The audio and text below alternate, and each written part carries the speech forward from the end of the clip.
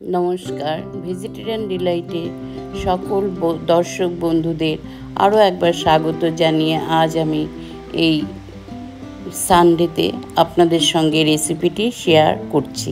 এটা সম্পূর্ণ একটা ভেজ রেসিপি। গরমের দুপুরে হালকা পাতলা একটা ঝোল বা তরকারি দিয়ে কিভাবে আপনারা দুপুরের আহারটা সেরে নিতে পারেন সেটারই একটি প্রয়াস মাত্র। এখানে আমি আমার প্রয়োজন মতো কিছুটা মটর ডাল নিয়ে 3-4 ঘন্টা ভিজিয়ে রেখেছিলাম। তারপর এটাকে দুটো কাঁচা লঙ্কা, হাফ ইঞ্চি পরিমাণের আদা দিয়ে একটু পেস্ট করে নিয়েছি।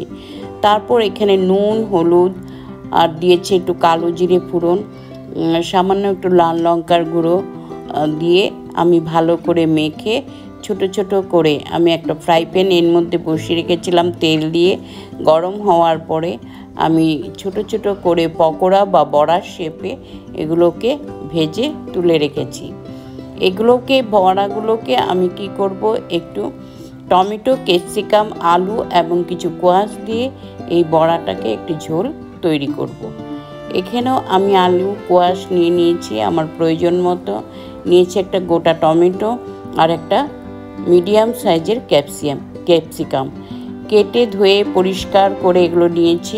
আলু এবং কোয়াশটাকে প্রায় 2-3 মিনিট একটু নুন জলে ভাপিয়ে তুলে রেখেছি।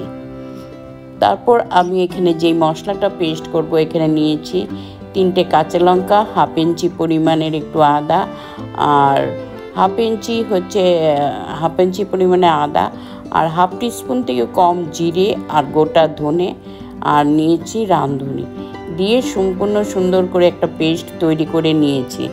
নিয়ে এখন কি করব, বড়াগুলো ভেজে তুলে এখানে দিয়েছি আমি জিরে, শুকনো লঙ্কা, একটা তেজপাতা, ওই তেলের মধ্যেই বড়াগুলো ভেজে তুলে আর সামান্য পরিমাণের একটু হিং দিয়ে ফোড়নটাকে বেশ ভালো করে একটু গরম হতে দিয়ে ক্যাপসিকাম আর টমেটোটা এটার মধ্যে দিয়ে দিয়েছি।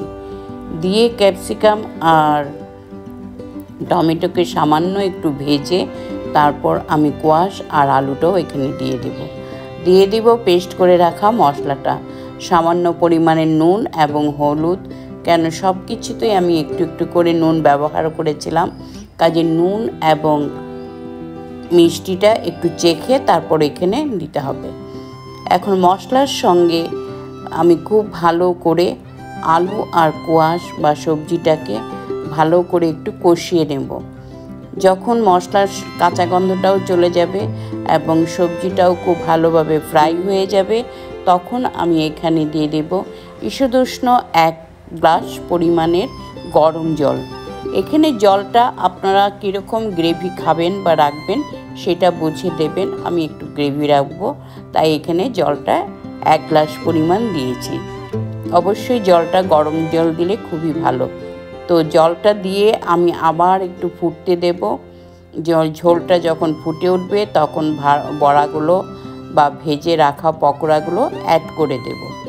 দিয়ে এখানে দেব সামান্য পরিমাণের একটু ঘি আর দেব গরম মশলা দিয়ে আমি আরও 2-3 মিনিট আরেকটু ফোটাবো। ফুটিয়ে গ্যাসটা বন্ধ করে 5 মিনিট রেখে দেব। তারপরে এটা প্লেটিং করে নেব। আপনারা চাইলে এটা শুকনো ফুলকো রুটির সঙ্গেও খেতে পারবেন, ভাতের সঙ্গেও খেতে পারবেন, দুপুরবেলা ভীষণ ভালো লাগে। তো এইভাবে যে কোনো নিরামিষ দিনে এরকম একটা ঝোল, গরমের দুপুরে পাতলা ঝোল রান্না করে দেখুন। সত্যি বলছি, আপনাকে আর অন্য কোনো সবজির কথা মনেই আসবে না, ভীষণ ভালো লাগবে। অত্যন্ত তৃপ্তিদায়ক একটা তরকারি। তো এইভাবে আপনারা রান্না করে খেয়ে দেখুন, আমার মনে হয় আপনাদের এটা নিয়ে আর কোনো প্রশ্ন থাকবেই না। তো এইভাবে আমরা সবজি দিয়ে নানান রকম হালকা পাতলা ঝোল তরকারি বাড়িতে রান্না করে খেতেই পারি, খুব ভালো লাগবে। আরেকটা কথা বলছি, এখানে যে আমি মটর ডাল দিয়ে তরকারিটা করেছি বড়া, এখানে যদি আপনারা আমি কালো জিরে দিয়েছি, এখানে সামান্য একটু ধনেপাতা কুচি, কাঁচা লঙ্কা কুচি, সামান্য পরিমাণের একটু কুচনো আদা দিয়ে আপনারা একটু মেখে পকোড়ার মতো তৈরি করে নেন, সেটা ডাল ভাতের সঙ্গেও খেতে ভালো লাগবে, শুধু মুখে খেতেও ভালো লাগবে। তো আজ আসছি, আপনারা ভালো থাকুন, সুস্থ থাকুন। দেখা হচ্ছে খুব শিগগিরই পরবর্তী রেসিপির মাধ্যমে আপনাদের সঙ্গে।